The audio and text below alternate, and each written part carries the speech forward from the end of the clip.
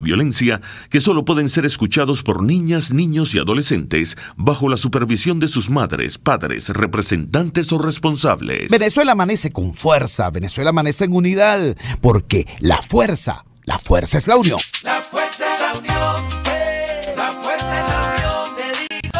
Tiene elementos de lenguaje, salud. Venezuela a organizarse. La fuerza es la unión, la fuerza es la unión. Y a poner tu granito de arena, dale por Venezuela. Actívate, en la unión está la fuerza. Por eso te digo que la fuerza es la unión. Muy buenos días, Venezuela, bienvenidos a este su espacio. La Fuerza de la Unión, una tribuna abierta de la sociedad democrática venezolana para compartir con todos ustedes, más allá de cualquier distingo puntual, partidista o ideológico, la angustia, la preocupación, la justa indignación por lo que hoy ocurre en nuestro país y también la certeza, la confianza, la esperanza de que trabajando juntos, de que remando unidos en la misma dirección, seremos capaces de construir la Venezuela de trabajo y de respeto, la Venezuela con alimentos y con medicinas, la Venezuela con democracia y con libertad, que todos necesitamos y que ciertamente todos merecemos. Hoy el país continúa impactado e indignado por muchísimas razones, desde el drama alimentario, desde el tema del hambre, que es digamos el gran telón de fondo de todo lo que ocurre en la Venezuela de hoy, hasta el tema del abuso perpetrado contra el derecho a la vida. Ejemplificado tristemente en lo que ocurrió, en lo que ya conoce toda Venezuela y todo el mundo como la masacre del Junquito. En ese contexto se produjo la procesión de la Divina Pastora. Como ustedes saben, esta es una de las manifestaciones de fervor religioso más grandes del continente, una de las más grandes del mundo. Allí, bueno, ocurrieron muchas cosas en este contexto. En primer lugar, hubo una afluencia destacada, no solamente por su número, sino por su fervor, por su entrega, por su compromiso religioso. Es una de las manifestaciones, una reacción enardecida de la ciudadanía frente a los emblemas del actual régimen y a los personeros del actual régimen. Eso sin necesidad, por cierto, de que nadie estuviese motorizando ese tipo de protesta. Recuerden ustedes cómo en el pasado, y esta es una práctica que yo lamento, ¿no? Candidatos de oposición incluso aprovechaban este tipo de manifestaciones religiosas del pueblo para presentarse y exhibirse. Bueno, esta vez no fue nada de eso. Fue el pueblo llano, el propio pueblo, la propia gente la que expresó su sentir de repudio a quienes perciben como los hambreadores de la ciudadanía, los hambreadores del pueblo venezolano. Pero eso pasó.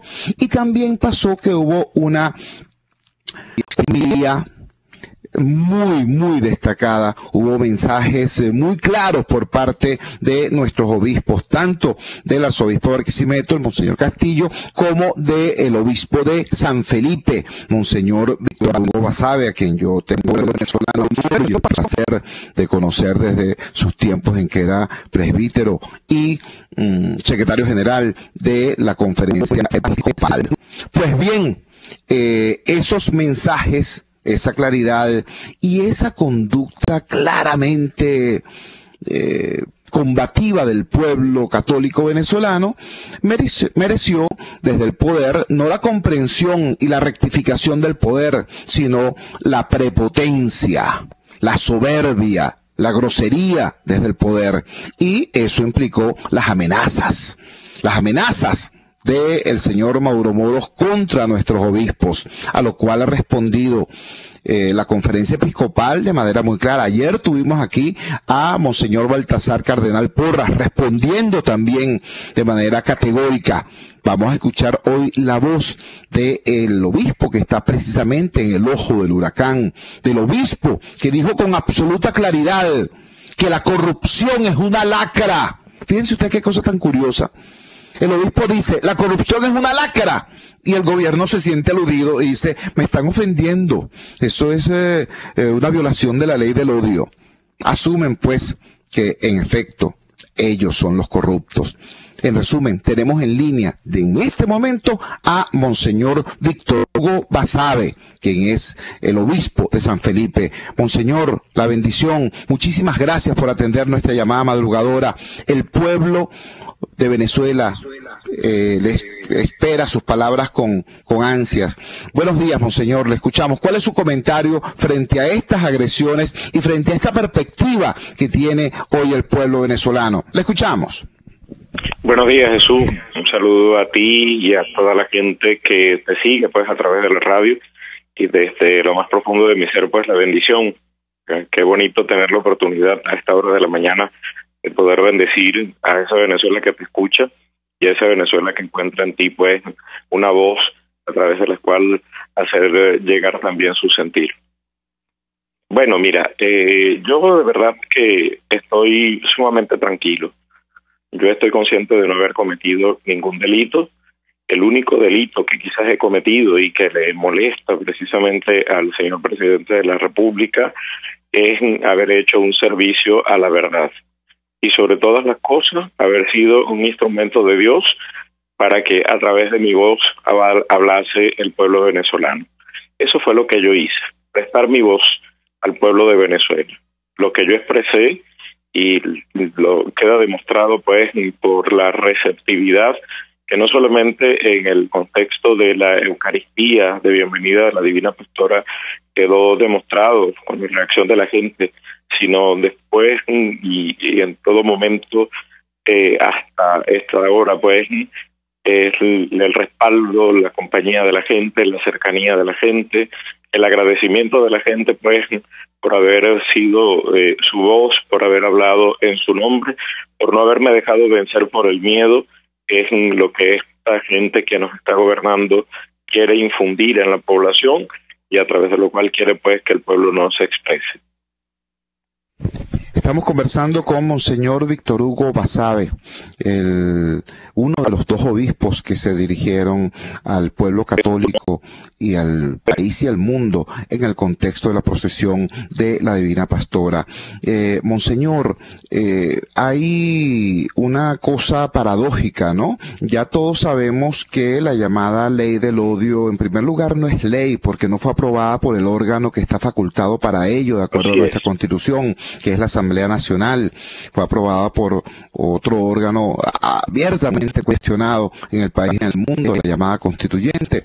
En segundo lugar, sabemos que es una ley de aplicación discrecional, es decir, es una norma de aplicación discrecional contra los adversarios del régimen y todos los días hemos escuchado incluso propaganda de guerra por parte de voceros del régimen, gente que dice estamos en guerra, y eso no es advertido ni sancionado por ningún órgano del poder público. En este caso tenemos una cosa curiosa, tenemos a un señor llamado, un funcionario público, un magistrado llamado Nicolás Maduro, acusando a los obispos de violar la ley del odio, de incitar al odio, y luego los llama a ustedes diablos con sotana. Hablemos de ese tema, hablemos del odio y del amor, que es un tema clave de su apostolado ante su grey, ante el pueblo católico. ¿Qué opinión le merece usted que quien habla de la ley del odio se exprese de esa manera y promueva ese tipo de reacciones y de sentimientos en el país? Bueno, Jesús, a mí lo primero que me llamó la atención fue ver con tristeza cómo el primer magistrado nacional, entre comillas y en minúsculas, aprovecha un momento en el que todo el país lo está escuchando, o aparentemente todo el país lo está escuchando, para decir semejantes mentiras sin ninguna consideración del pueblo pues que lo está siguiendo. Porque lo primero que tienes que ver de las palabras del presidente de la República es que ni siquiera había leído el texto de las homilías que tanto Monseñor Antonio López Castillo como yo pronunciamos en el contexto de la fiesta de la Divina Pastora. Parece que se dejó llevar por alguien que como que le sopló en su molestia y en el sentirse tocado por las palabras tanto de Monseñor López como las mías en conciencia por la responsabilidad que tienen en toda esta situación que está pasando en Venezuela, pero no tuvo ni siquiera la posibilidad, no pensó siquiera en la posibilidad de conocer, aunque fuera por encima, el texto de ambas homilías, y entonces decir y poner en boca nuestra cosas que nosotros no dijimos en ningún momento y pensamientos que no pasaron por nuestra mente tampoco. Entonces, lo primero que a uno le llama la atención es cómo es posible que alguien que ha sido elegido para ocupar la primera magistratura del país no se preocupe, pues, por hablar a la gente con la verdad.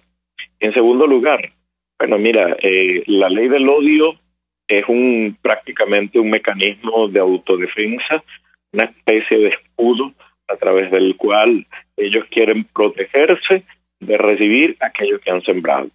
Mira, este país, Venezuela, siempre fue un país unido, donde habían diferencias y todo lo demás, pero los venezolanos éramos un solo pueblo, éramos una sola nación. Si alguien se ha encargado de sembrar odio y división en Venezuela, son ellos precisamente. Y ahora tienen miedo de recoger aquello que sembraron.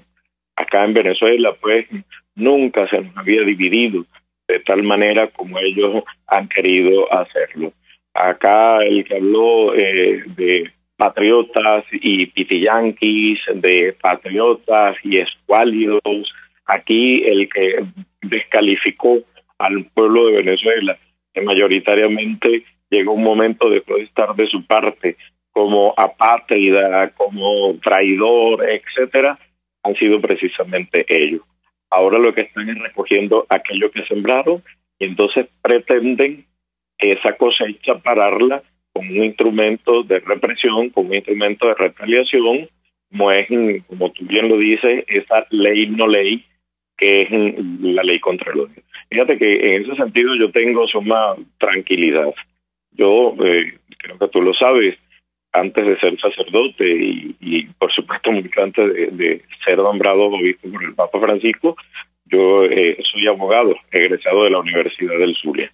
Y a mí me da tranquilidad, por eso lo decía muy responsablemente en una nota que publiqué a través de Facebook, este señor me acusa de cometer un delito cometiéndolo él, porque está en primer lugar presentando una memoria y cuenta ante un organismo que no es el que señala la Constitución para recibirlo, y en segundo lugar me está queriendo aplicar un instrumento legal que no existe, como tú bien lo dices, porque en este país quien tiene la función legislativa es la Asamblea Nacional y el presidente de la República si la Asamblea Nacional se la delega, y ninguna de estas dos cosas ha sucedido en este caso, y por lo tanto el delito del cual él me está acusando no existe, porque uno de los principios que rigen el derecho penal es el principio de la tipicidad, el principio de la legalidad, y si no existe una ley que establezca un tipo jurídico delictivo y haya una conducta que se adecue a ese tipo delictivo, no se puede considerar la existencia de un delito. Entonces yo estoy tranquilo, yo sé que no he conocido ningún delito, pero no dejo de sentir tristeza, y por supuesto indignación, porque más que faltar el respeto a Víctor Hugo Basabe, a Antonio López Castillo, se le falta el respeto al pueblo de Venezuela cuando se miente y cuando se pretende, pues, a través de un instrumento que no existe, amenazar al pueblo para que no tenga la posibilidad de expresarse. Estamos conversando con Monseñor Víctor Hugo Basabe, obispo de San Felipe, uno de los dos obispos venezolanos que se dirigió en la homilía de la Divina Pastora el pasado domingo a Venezuela y al mundo, y que recibió como respuesta por parte del poder amenazas e insultos. Estamos escuchando la respuesta no de un político, porque no lo es, sino de un pastor, de un sacerdote, de alguien consustanciado con el dolor y la esperanza de su pueblo. De eso queríamos hablar de ahora, ya para finalizar la entrevista. Monseñor, usted de manera clara y enfática denunció el hambre como el problema fundamental de los venezolanos. Yo conozco Yaracuy, mi mamá, la señora Marina, nació en Cocorote, allí está buena parte de mi familia. Yo sé que Yaracuy es una tierra hermosamente fértil, que durante mucho tiempo produjo alimento para su estado y para el resto de Venezuela.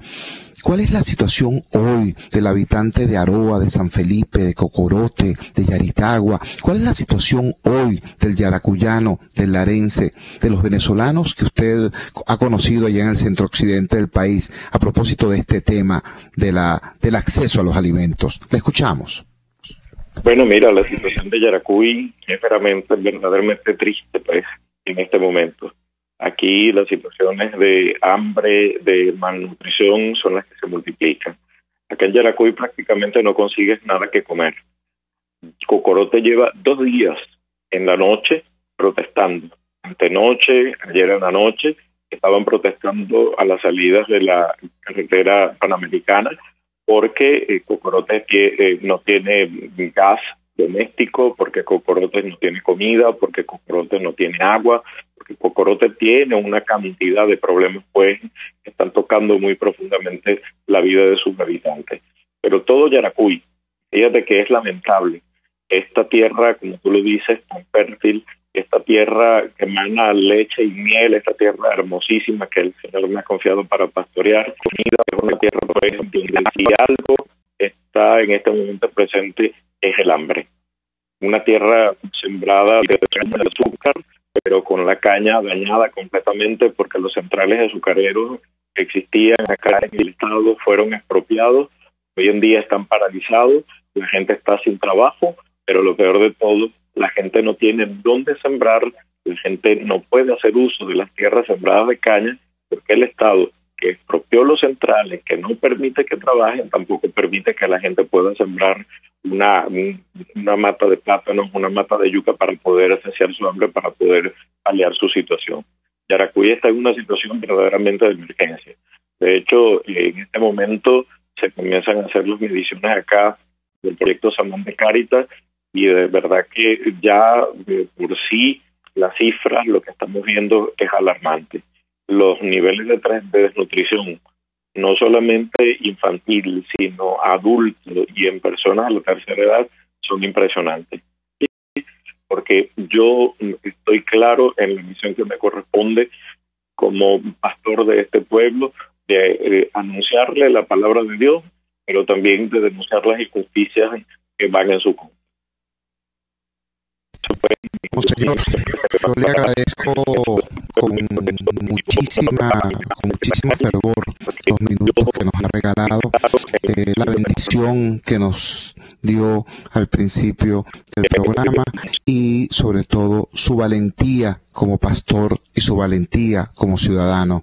Era Monseñor Víctor Hugo Basabe, obispo de San Felipe, diciendo con toda claridad por qué asume la conducta que asume, por qué corre los riesgos que corre, porque con la verdad nada teme y porque Dios está con nosotros. Muchísimas gracias, Monseñor Víctor Hugo Basabe. Vamos a la siguiente pausa comercial y ya regresamos con muchísimo más de La Fuerza. La fuerza es la unión. Usted escucha Unidad, la fuerza es la unión, con Chuo Torrealba por RCR 750 AM. En RCR somos vanguardia. Toda la programación de tu RCR también la puedes seguir a través de la internet. Audio y video en tiempo real. Noticias y mucho más. No te pierdas ni un segundo de nuestra programación. No hay excusa ni cadena que valga para que dejes de escucharnos. Ingresa a rcr.tv, la radio que se ve. Puedes seguirnos en nuestras redes sociales. En Twitter, @RCR750, la radio que se ve. En RCR somos opinión. Golpe a golpe es la noticia de mañana hoy. Golpe a golpe es la noticia en el microscopio. Es lo que usted necesita oír, imaginar, ver. Golpe a golpe es imprescindible. Es tremendo. Golpe a golpe con Fausto Mazó. De lunes a viernes a partir de las 8 de la mañana por RCR 750 AM. Síganos por @RCR750 y rcr.tv, la radio que se ve. Opinión, ideas en debate. Usted escucha a Chuo Torrealba en Unidad. La fuerza es la unión por RCR. Regresamos a La Fuerza es la Unión, diciendo las verdades que algunos incomodan y que otros pretenden ignorar. Vamos a tener ahora un segmento de lujo, un segmento muy especial. Tenemos en línea a Pedro Rodríguez y a Delsa Solórzano. ¿Quién es Pedro Rodríguez? Es un vecino precisamente del ámbito comunitario en el cual se produjo eso que ya el país y el mundo llama la masacre del Junquito. Pedro Rodríguez forma parte de una comunidad que tiene muchísimo tiempo sin agua. Muchísimo tiempo sin alimentos. Pero tuvieron que presenciar cómo hubo un despliegue de más de 500 efectivos policiales, esos que jamás llegan para protegerlos del AMPA. Bueno, esta vez llegaron y armados hasta los dientes y con aquella profusión de proyectiles. Cada uno de esos proyectiles hubiera significado el valor, el costo de esos proyectiles, alimento una semana para cualquiera de esas familias. ¿Cuánto no habrá costado las granadas que le tiraron con el RPG a esa casa?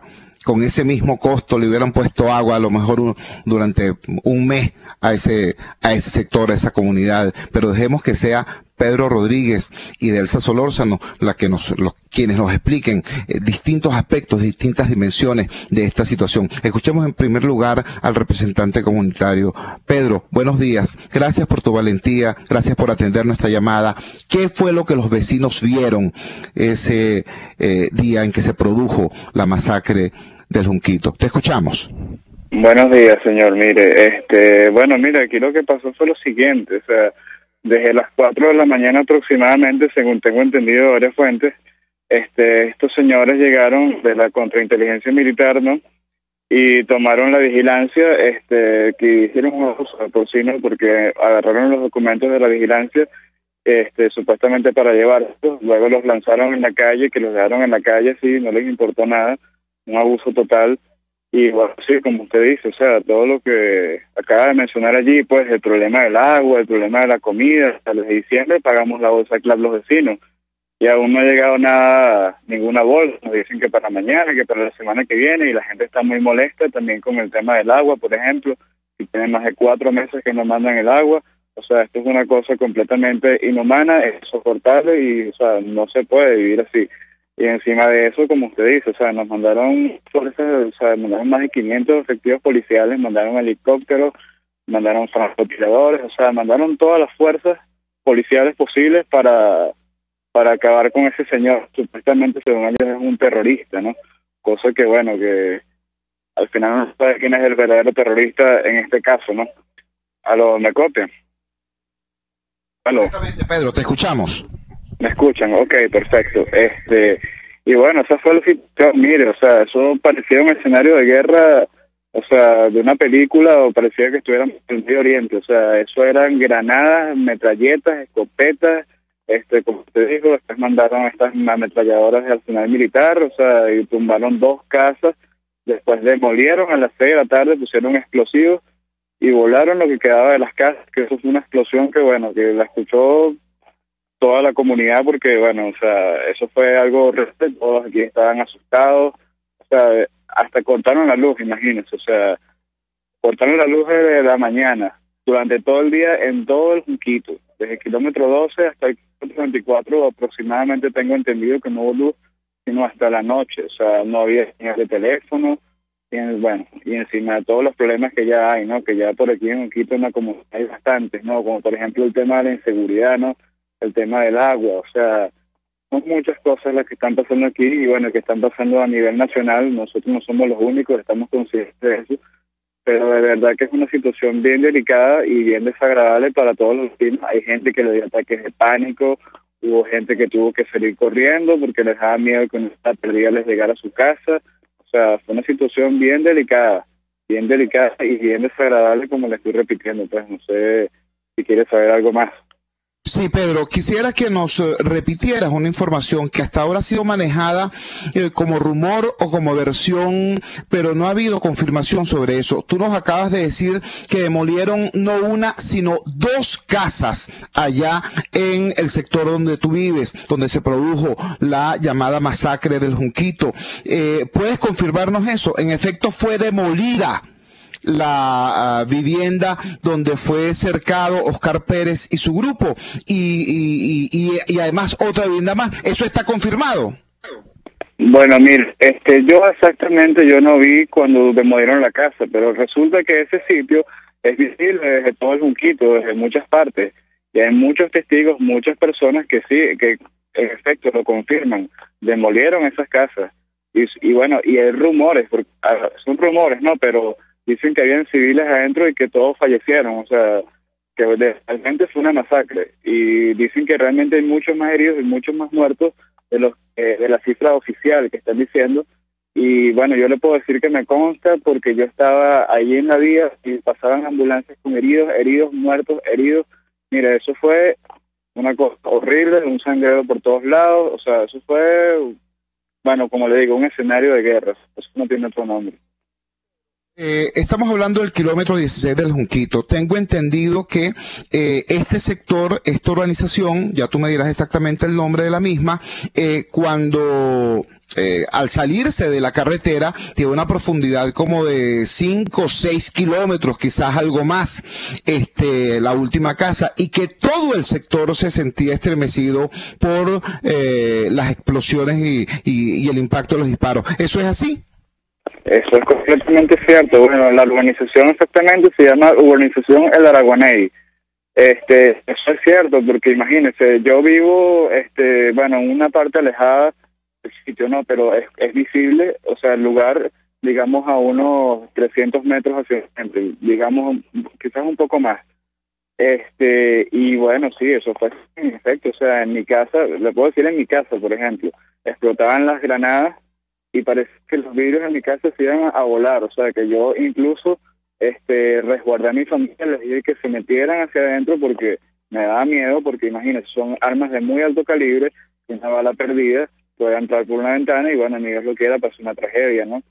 Entonces, bueno, sí, eso es así, eso es verídico, o sea, eso fue una cosa horrible, o sea, una cosa que de tus palabras, era Pedro Rodríguez, habitante de la organización El Araguaney, en el kilómetro 16 del Junquito, comentándonos y compartiendo lo que fue el impacto de esta operación civil, militar y con presencia de elementos irregulares, como fue demostrado, que terminó con la vida de al menos 7 venezolanos. Obviamente, bueno, esta es el contraste entre ese sector desatendido en materia de alimentos, de agua, de servicios, pero extremadamente atendido a la hora de masacrar a ese grupo, es impresionante. Ahora vamos a conversar con Delsa Solórzano, tras haber recibido esta confirmación sobre la demolición de la casa donde se produjo esta masacre, lo cual, repito, de ser cierto es gravísimo, porque estaríamos en presencia de la destrucción de la evidencia de la escena donde se produjeron los acontecimientos, lo cual dificultaría cualquier tipo de investigación posterior. Ahora resulta que corre el rumor de que se pretende cremar el cadáver de Oscar Pérez sin permiso de sus familias, que por el contrario están reclamando el cadáver para darle cristiana sepultura. Ayer, esa valiente parlamentaria que es Delsa Solórzano hizo un conjunto de planteamientos muy importantes en la Asamblea Nacional. Quisiéramos que nos sintetizara esos planteamientos y nos diera, por supuesto, su opinión y su visión de lo que está ocurriendo acá, porque ella tiene una triple condición. Ella es líder política, ella es dirigente social y ella es defensora de los derechos humanos. Delsa, muchísimas gracias por atender nuestra llamada madrugadora. Te escuchamos. Gracias a ti. La verdad es que, bueno, yo no concibo cómo haya un venezolano, salvo los jerarcas del régimen que deben estar celebrando, ¿no? Pero todos los demás y no importa qué color tiene la camisa, tienen que tener el corazón arrugado por lo que hemos vivido en las últimas horas. Nosotros vimos a un hombre rendirse. Nosotros vimos a un hombre, lo escuchó toda Venezuela, porque la modernidad, porque las redes sociales lo permitieron y porque a pesar de que para ocultar lo que allí ocurría se le impidió a los medios de comunicación social su presencia, por fortuna Óscar Pérez era un hombre muy consciente de lo mediático y vimos una ejecución en vivo.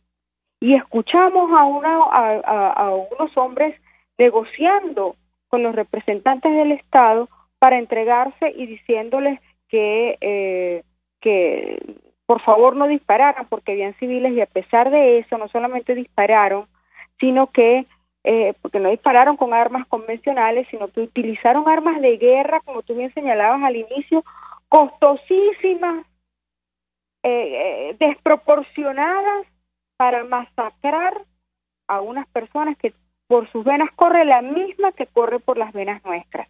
Y eso es una cosa insólita.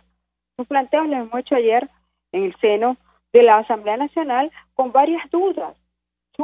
Dudas que tengo como abogado, como venezolano, sí, pero que se me plantean además como abogado. Como, por ejemplo, en efecto, luego de nuestra intervención en plenaria, habló Reverol y me generó más dudas de las que tenía antes, pero me generó una certeza. Reverol confesó que habían asesinado a Óscar Pérez. De hecho, el video que él transmite en su alocución no hace más que certificar que en medio de la negociación lo mataron, ¿no? Cuando usted se rinde, yo no entiendo cómo usted se rinde, pero igual lo matan. Eso es una cosa que yo jamás comprenderé. Hay respuestas que Reverol y el gobierno tienen que dar. Por ejemplo, la presunta presencia, y digo presunta porque hasta ahora no hay información oficial, de un supuesto colectivo líder de una agrupación de estas en el 23 de enero que perdió la vida, según lo atribuido a Freddy Bernal, que perdió la vida en medio del operativo. Por el amor de Dios, yo de ahí digo unas cosas, ese colectivo, la muerte de ese señor no le duele a nadie, porque a ver, a mí no me importa qué bando estaba, era la sangre de un venezolano que se derramó allí en medio de un irresponsable accionar del Estado, ¿no? Y luego, ¿por qué quieren invisibilizar la presencia de colectivos en caso de que las hubiera en un operativo como ese? ¿Por qué no hay respuesta de eso? Hay otra información periodística que señala que ese caballero también tenía credencial de policía, que estaba acreditado como funcionario policial. Es que aquí se le da chapa de policía a cualquiera, como por ejemplo al que llaman Cabecemango, que también lo encontraron con chapa de policía mientras atropellaba a unos bomberos en Lara. Esos son interrogantes que el gobierno tiene la obligación de responder. Luego hay un asunto, Chugo, que es el uso desproporcionado de la fuerza, lo cual viola no solamente la Constitución y la ley, sino los propios manuales procedimentales al respecto. Hasta la resolución 008610, que tú y yo juntos impugnamos por inconstitucional, porque permite la utilización de armas de fuego contra civiles en represión de manifestaciones públicas. Hasta esa resolución tiene todo un diagrama, lo recordarás bien porque tú y yo impugnamos el documento, de uso diferenciado y proporcionado de la fuerza. Ni siquiera esa resolución se aplicó en el caso de Óscar Pérez. Luego con el tema de los cuerpos del señor Óscar Pérez y sus compañeros que están en la morgue de Bellomonte. Ayer mismo nosotros empezamos a actuar. Ayer enviamos una comisión, porque yo no me podía salir de la sesión. Se acercaron a la morgue de Bellomonte 3 colegas parlamentarios delegados por nosotros, que fueron José Luis Pirela, Winston Flores y Franklin Duarte, los 3 miembros de la Comisión de Política Interior, y además Winston tiene la doble condición de ser parlamentario y de ser médico, por eso le pedí a Winston que fuera hasta Bellomonte. Ellos lograron entrar, lograron entrevistarse con el director de la morgue de Bellomonte. Allí se dejó la exigencia del respeto a la ley. Los cuerpos tienen que ser sometidos a las experticias de ley, pero además con garantía de que las experticias que se realicen sean verdaderamente transparentes y no manipuladas, y deben ser entregados a sus familiares, quienes son los únicos que pueden decidir si quieren cremar o no a Óscar Pérez y al resto de los fallecidos en el medio de esta tragedia.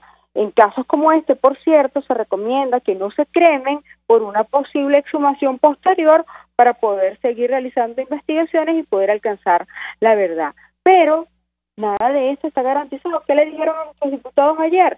Que no se preocuparan, que ellos estaban conscientes del derecho de los familiares, pero que el caso había sido pasado a jurisdicción militar y que escapaba ya de las manos de los civiles que dominan, pues, que tienen el control administrativo de la morgue de Bellomonte, lo cual también me llama poderosamente la atención, porque esto sin duda alguna no es un caso de carácter militar, esto es un caso de carácter civil, y que de nuevo lo sacan de la jurisdicción civil a la militar para controlar de manera absoluta no solamente la información, sino lo que ocurre en el marco del expediente. Elsa, te agradecemos profundamente que hayas compartido con nosotros todo lo que has actuado en esta materia. Era la voz clara, firme, valiente de Delsa Solórzano. Ella es político, dirigente política, ella es luchadora social, ella es abogado de la República, ella es defensora de los derechos humanos. Es realmente importante la manera como un político de verdad aborda estas luchas. Y mira, nuevamente, Delsa, es un orgullo para nosotros el que tú estés allí haciendo bien lo que tienes que hacer. Y muchas gracias por la información que has compartido con toda Venezuela en esta madrugada del miércoles 17 de enero. Vamos a la siguiente pausa comercial y ya regresamos con muchísimo más de La Fuerza. La fuerza es la unión. Les estamos presentando Unidad, la fuerza es la unión, solo por RCR 750 AM. Es momento de crecer, aprender cosas nuevas, desarrollarnos. Necesitamos más espacio. Creo que es mejor que nos tomemos un tiempo. Tiempo es lo que te sobrará, porque ya no hace falta ir a una agencia gracias a la banca electrónica Banesco. Transfiere, consulta, paga tus tarjetas y servicios de forma rápida y segura y mucho más. Fácil no, muy fácil. Banesco contigo. En Venegroup somos la solución en envíos aéreos y marítimos. Ofrecemos servicios con la mejor calidad y en tiempo récord, de manera fácil y segura, a través de comprasyenvíos.com. Contáctanos 0251-710-4945 y por nuestras redes. Venegroup, aliados en compras y envíos. No son criollas, pero sí son sabrosas. Las pizzas del restaurante El Budare de la India. Pídelas como tú quieras y comprueba mi humilde sugerencia de sabor. En la avenida Páez del Paraíso, donde estaba el Mirandino, ahora queda El Budare de la India. Deleita tu paladar. RCR 750 AM. Porque lo bueno une.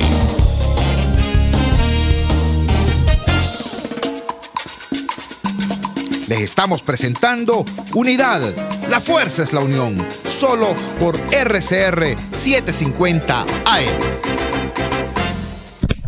Regresamos a La Fuerza es la Unión. El hambre, hemos dicho, es el telón de fondo de toda esta tragedia que está viviendo el país. ¿Cuáles son los elementos de la tragedia? Bueno, ya ustedes los han escuchado. Violencia política, violencia institucional, deterioro de la calidad de vida. Todo esto fractura de las instituciones que no funcionan a estas alturas. A estas alturas no se conoce la opinión ni la Defensoría del Pueblo, ni de la Oficina de Atención a la Víctima, ni de la Dirección de Derechos Fundamentales, ni de la Fiscalía General de la República. ¿Qué les parece? Bueno, el telón de fondo de todo este drama. Han transcurrido 17 días del año y ya algunos han logrado contabilizar más de 300 protestas y casi un centenar de saqueos en el contexto de esta situación de hambre. Son numerosos los venezolanos que han muerto en lo que va de año en disturbios por hambre. Hay que contar también a los por lo menos 5 venezolanos que fallecieron en el naufragio del Lanchón, en el que balseros venezolanos intentaban huir del hambre desde las costas de Falcón hacia Curazao. Todo eso, repito, tiene como gran telón de fondo el hambre. Y resulta que el gobierno sigue actuando para agravar el hambre, para profundizar el hambre. Es como que si tuvieran un incendio y en vez de echarle agua, le echaran gasolina. Eso es lo que presumimos va a ocurrir con el anuncio realizado ayer por el gobierno nacional sobre la continuidad de las llamadas supervisiones del SUNDE a los comercios. Nos dice hoy la primera plana del diario 2001 en titulares que ya explicará con más profundidad y calidad nuestro amigo Pedro García Otero. 2001 dice, a juro productos tendrán PB justo de diciembre. El Pasquín, últimas noticias, como ustedes saben, vocero del régimen, dice, los precios se dispararon brutalmente, pero no dice por qué se dispararon. Y el diario La Voz dice, obligan a vender comida con precios de diciembre. Por supuesto, ya los venezolanos no necesitamos ser economistas ni expertos, ya nosotros sabemos lo que ocurre en situaciones como esta. Viene el gobierno, obliga a los comerciantes a vender por debajo del costo, muchas veces sin hacer ningún caso hasta de las facturas que los comerciantes presentan. Por supuesto, los obligan a vender a precios irreales frente a lo que son los costos de reposición, o sea, lo que cuesta reponer el inventario, y bueno, se produce lo que se produce, lo que ya vivimos en el caso del famoso Dacazo.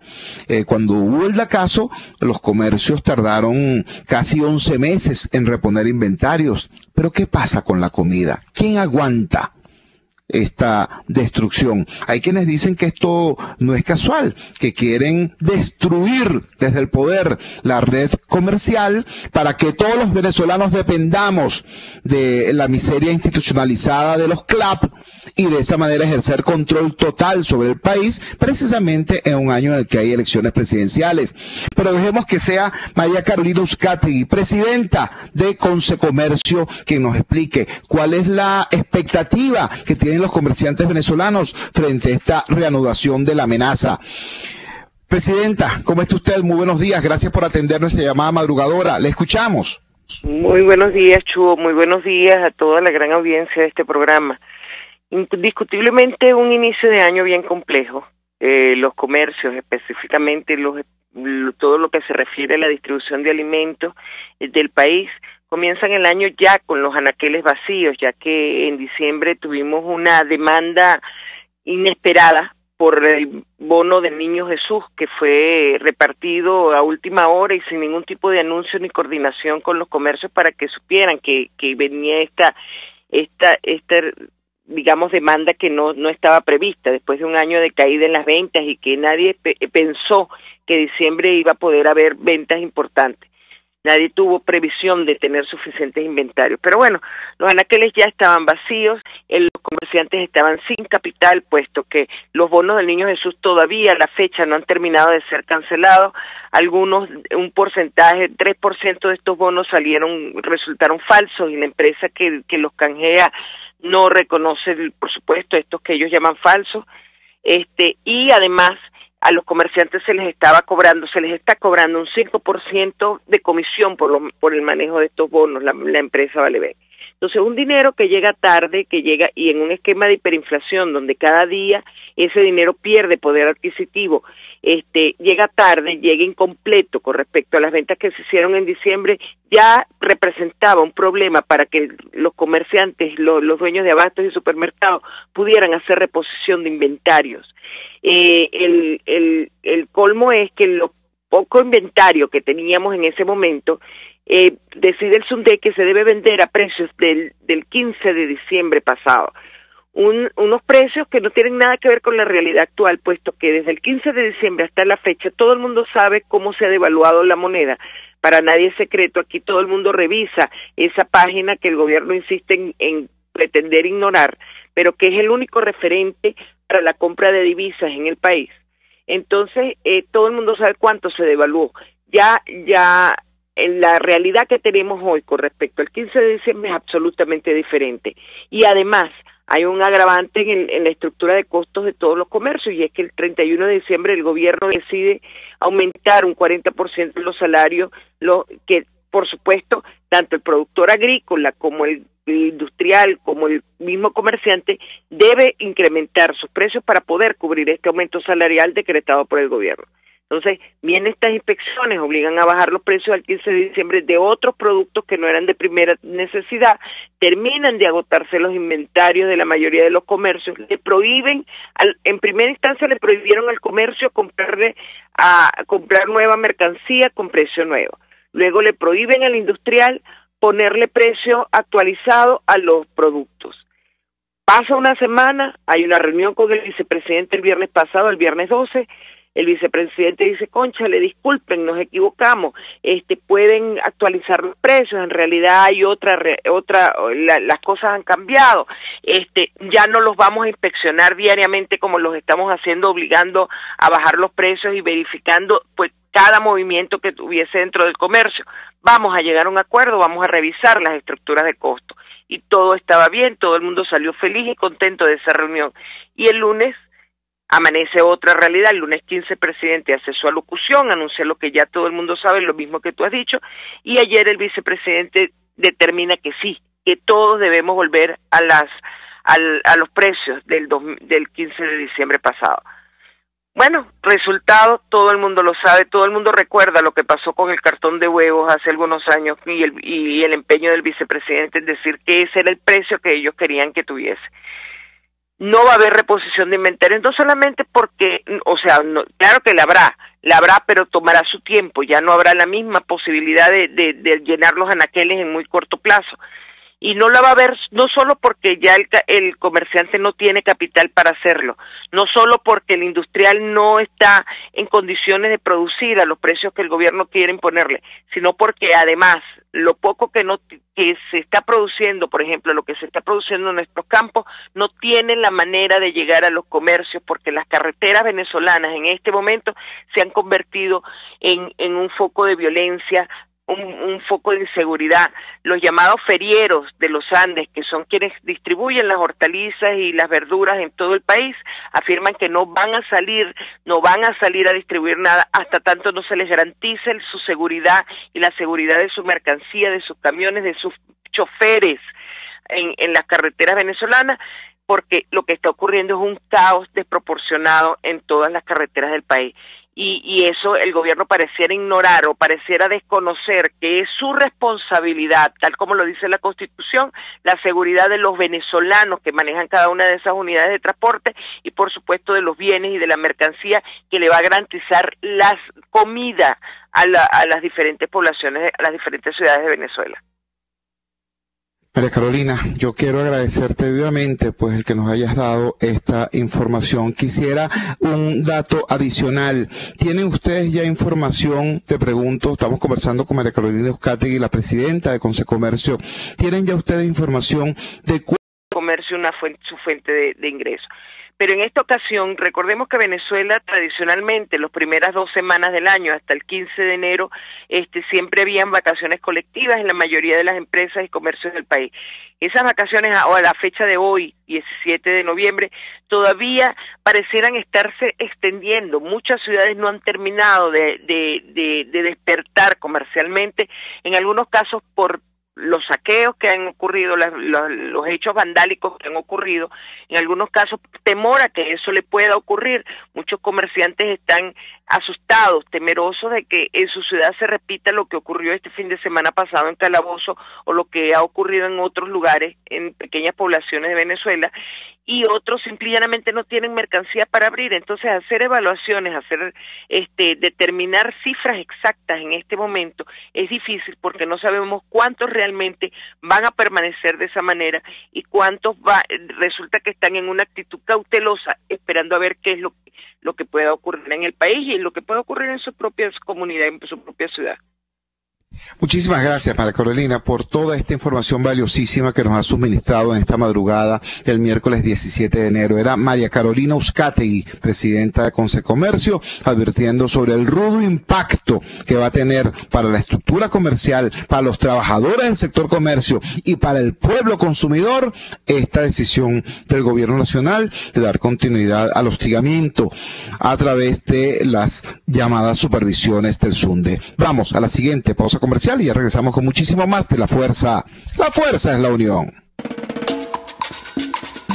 Les estamos presentando Unidad, la fuerza es la unión, solo por RCR 750 AM.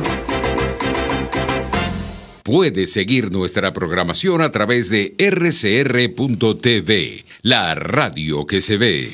A la hora de comprar tus prendas de vestir, cuentas con Leonard Shot, donde conseguirás ropa casual para damas, accesorios y también algo de cosméticos. Leonard Shot es la pequeña boutique para damas que agigantará tu imagen en elegancia y belleza. Acércate al centro de compras Merpo Este, entre las calles Pantín y Los Ángeles en Chacao, diagonal al estacionamiento del Sambil, local 153 en planta baja, o infórmate por WhatsApp en el 0412-804-5653 o 0424-162-9489. Leonard Shot es moda y algo más. Martin Luther King Jr., pastor baptista estadounidense, defensor de los derechos civiles. La libertad nunca es voluntariamente otorgada por el opresor, debe ser exigida por el que está siendo oprimido. No hay que ir tan lejos para aprender a hablar inglés. Random Language Institute ofrece los mejores programas para aprender a hablar inglés en el exterior y no muy lejos de casa. Nuestro instituto se ubica en Trinidad y Tobago, un país de habla inglesa. Contamos con alojamiento y 23 horas de clases semanales y 5 programas adaptados a tu conveniencia. Random Language Institute, rompiendo barreras, construyendo relaciones.